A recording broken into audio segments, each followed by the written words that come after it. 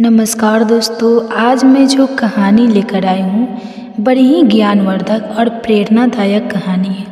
यकीन मानिए, यह कहानी सुनने के बाद आप अपने जीवन में कभी भी हार नहीं मानेंगे। आप कभी नहीं हारेंगे। आप अपने जीवन में सही निर्णय कैसे लेंगे यह आप इस कहानी के माध्यम से जान पाएंगे। इसलिए इस कहानी को पूरा सुनिए और हमारे चैनल को सब्सक्राइब जरूर कर लीजिए। माताओं एवं बहनों से निवेदन है कि आप इस कहानी को पूरा सुने और मन लगाकर सुने। अपने बच्चे को इस कहानी को सुनाएं। यह एक तोता द्वारा सुने गए एक कहानी है, इसलिए मन लगाकर इस कहानी को सुने। जो भी व्यक्ति इस कहानी को मन लगाकर सुनता है उसके घर में कभी किसी प्रकार का कलेश उत्पन्न नहीं होता। उनके घर में धन धान की कमी नहीं होगी। तो दोस्तों, कहानी को शुरू करते हैं। एक जंगल में दो तोता रहते थे। उसी जंगल में बहुत बारिश होने लगती है। तभी वहाँ पर एक तीसरा तोता आ जाता है और वो तोता उसे दूसरे तोते से कहता है, हम दोनों ही इसको में बड़ी मुश्किल से बैठे हैं। इसमें अब इतनी जगह नहीं है कि हम आपको बैठा सकें। प्रिय दोस्तों, वह दूसरा पक्षी है करने लगता है, वह जीत करने लगता है। कहता है, मुझे जगह दे दो, नहीं तो मैं तुम्हारे सर पर बैठ जाऊंगा। यह कहते कहते उन दोनों तोता के सर के ऊपर जा बैठता है और तीसरे तोते को नीचे धकेल देता है। तब वह तीसरा तोता कहता है, तुम मूर्ख हो क्या? तुम मूर्ख हो। दोस्तों, लगातार बार बार यही शब्द कहे जा रहा था। तोता बोला, यह बात मैं तुम्हें एक कथा के माध्यम से बताता हूँ, तो लोग सुन। किसी नगर में एक सेठ रहा करता था। उसका एक पुत्र था। सेठ ने अपने पुत्र का विवाह कर दिया था। अब वह सेठ का लड़का बाहर से कमाने चला जाता है और उसकी पत्नी घर पर ही रहती है। एक दिन उसे सेठ की बहू पनघट पर स्नान करने जाती है। जब वह स्नान कर रही होती है तब वहीं पर 3 यात्री आते हैं और तीनों को बड़ी ही प्यास लगी थी।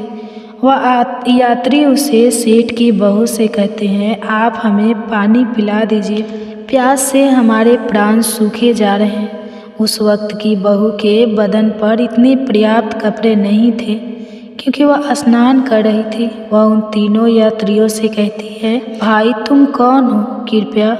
उस सेठ की बहू उन तीनों यात्रियों से पूछती है कि आप हमारे सवालों का जवाब दे देंगे तो मैं आप लोगों को पानी पिला दूंगी।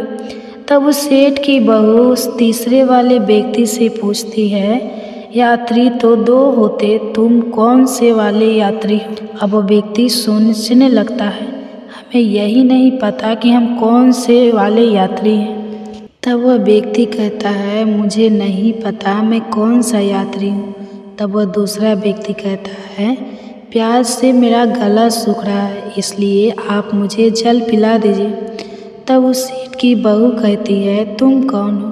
तब वह व्यक्ति जवाब देता है, मैं अनपढ़ गंवार हूँ, आप मुझे कृपा करके जल पिला दीजिए। तब उस सेठ की लड़की, तुमने यह बता दिया तो मैं तुम्हें पानी पिला दूंगी। तब फिर वह व्यक्ति सोचने लगता है, मुझे इतना नहीं पता कि मैं कौन सा अनपढ़ गंवार हूँ। वह दूसरा व्यक्ति कुछ कहे बिना मौन रहता है, चुपचाप वहीं खड़ा हो जाता है। तब उसे तीसरी यात्री ने कहा है, बहन हमें इतनी तेज प्यास लगी है कि लगता है प्यास से हमारे प्राण निकल जाएंगे, कृपया आप हमें पानी पिला दो। यह सुनने के बाद वह सेठ की बहू उसे तीसरी यात्री से भी पूछती है, तुम कौन हो? बताओ, तभी पानी पिलाऊंगी। प्रिय दोस्तों, अब उसे तीसरी यात्री की सब्र का बाँध टूट जाता है और वह कहता है, मूर्ख हूँ, कृपया जल्दी पानी पिला दो, बहन बिन पानी के मेरे प्राण निकल जाएंगे। तब वह महिला कहती है, वह सेठ की बहू कहती है, तुम कौन हो? तुम कौन से मूर्ख हो? तब वह महिला वह सेठ की बहू कहती है, तुम कौन से मूर्ख हो?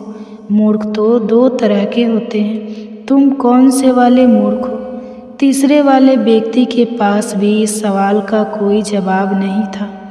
वह भी सोचता है, जानकारी है, इतने ज्ञानी हैं, फिर भी हमारे पास इस सवाल का जवाब नहीं है। हमें यही नहीं पता कि 2 मूर्ख कौन कौन से होते हैं। अब वो तीनों यात्री दुखी मन से बिना पानी पिए प्यासे वहाँ से जाने लगते हैं। तब वह सेठ की बहू उनको कहती है, यहाँ से कुछ दूर पर इसी रास्ते पर मेरा घर है, आप लोग वहाँ चले जाइए, मैं आपको वहाँ पानी पिलाऊंगी। यह बात सुनने के बाद वो तीनों यात्री महिला के घर से सेठ के घर चले जाते हैं। दोस्तों, अब वह सेठ की बहू वस्त्र पहनकर अपने घर आई है और इन तीनों यात्रियों से कहती है, भाई आप लोगों को पानी ना पिलाने का मेरा ऐसा कोई उद्देश्य नहीं था। उस समय मेरे बदन पर इतने पर्याप्त कपड़े नहीं थे कि मैं खड़ा होकर आप लोगों को पानी पिलाता। भाई अब आप लोग भर पेट पानी पीजिए और अपने रास्ते चल दीजिए। वह सेठ की बहू यात्रियों को बड़े ही प्रेम से पानी पिलाकर विदा करती है। जब यह सारी चीज़ वह सेठ उसे महिला का ससुर देख रहा होता है तो वह सोचता है, मेरी बहू के साथ पराई पुरुषों के साथ घूम रही है।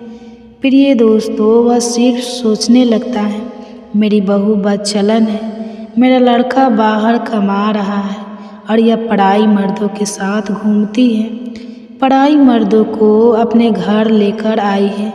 यही सोचकर वह दुखी होता है। वह सोचने लगता है, यदि किसी व्यक्ति में बीमारी आ जाए तो उसका उपचार जरूरी होता है। अगर उसका उपचार नहीं किया जाए तो वह बीमारी उसके रोम रोम में रम जाती है और वह बड़ा मुश्किल होता है। इसी बात को सोचकर वह सोचता है, अब अपनी बहू का क्या करूं, इससे भी इलाज की ज़रूरत है। तब वह सोचता है, क्यों न इसका फैसला राजा से कराया जाए। प्रिय दोस्तों, इसी बात को सोचकर वह महिला का ससुर राजा के पास पहुंच जाता है और सारी घटना राजा को सुनाता है। तभी राजा अपने सैनिक को आदेश देता है, जो जाओ और उसे दरबार में लाओ। दोस्तों, तोता अपनी पत्नी से यह कह रहा था और उसकी पत्नी बड़े ध्यान से यह सब बातें सुन रही थी।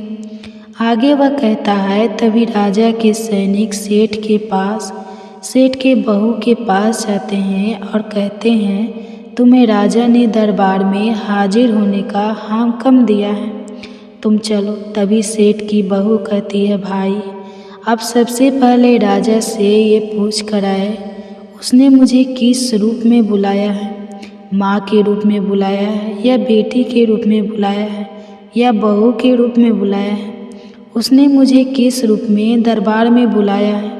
तभी सैनिक राजा के पास उसके दरबार में जाते हैं और कहते हैं, महाराज सेठ की बहू ने यह कहकर भेजा है कि आपने उसे किस रूप में बुलाया है, बेटी के रूप में बुलाया है या माँ के रूप में बुलाया है।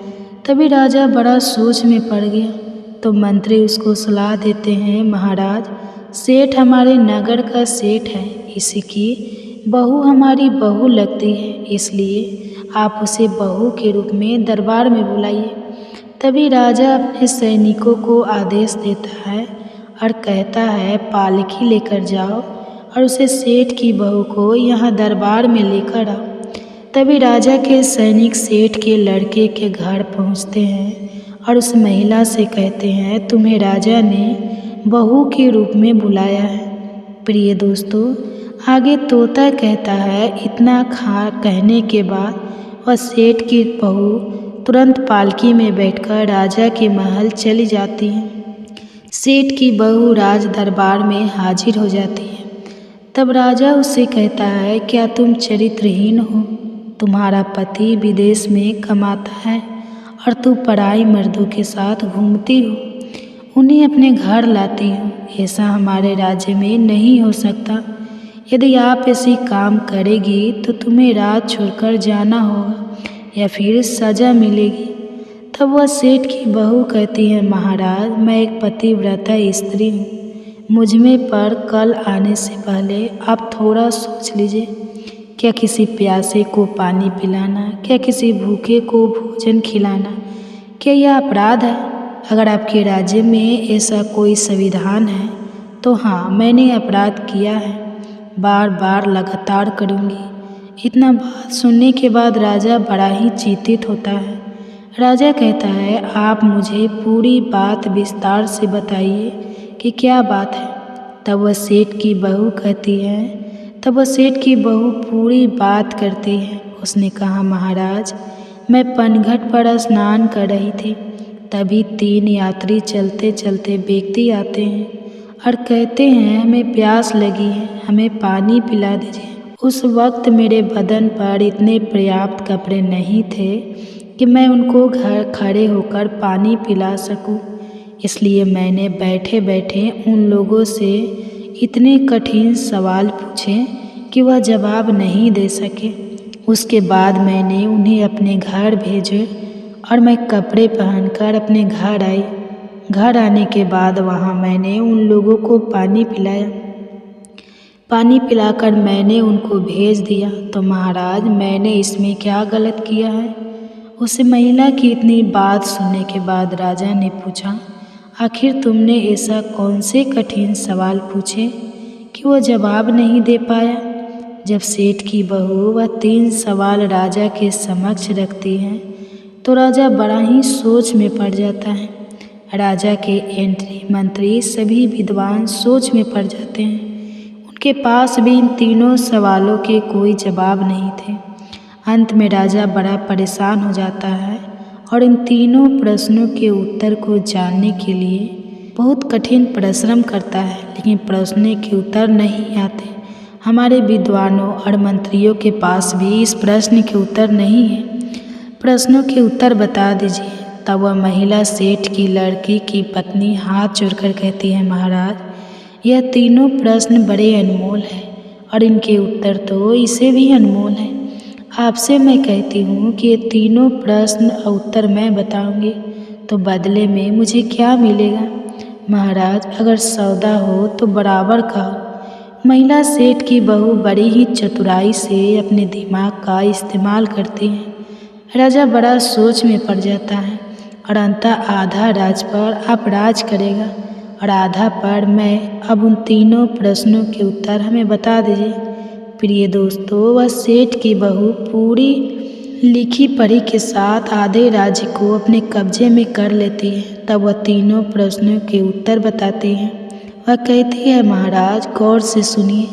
यात्री इस संसार में 2 तरह के होते हैं। महाराज, वह यात्री है पहले सूर्य और दूसरा चंद्रमा, जो रात दिन चलते रहते हैं और संसार में भ्रमण करते रहते हैं और संसार को रोशन करते हैं।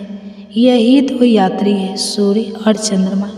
अब दूसरा सवाल, महाराज, वही स्वाद देते हैं और विद्वान को भी वही स्वाद देते हैं।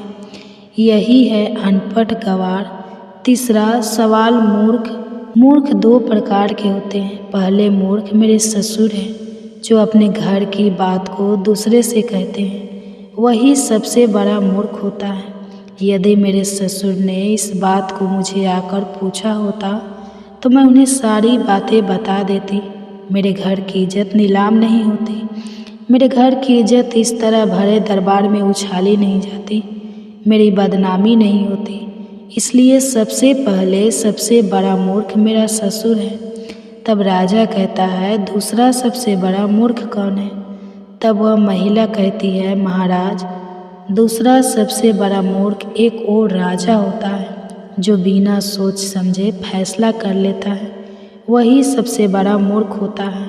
इसलिए आप भी मूर्ख हैं, जो मेरे 3 सवालों के बदले में मुझे आधा राज दे दिया। इसलिए आप दूसरे सबसे बड़ी मूर्ख हैं।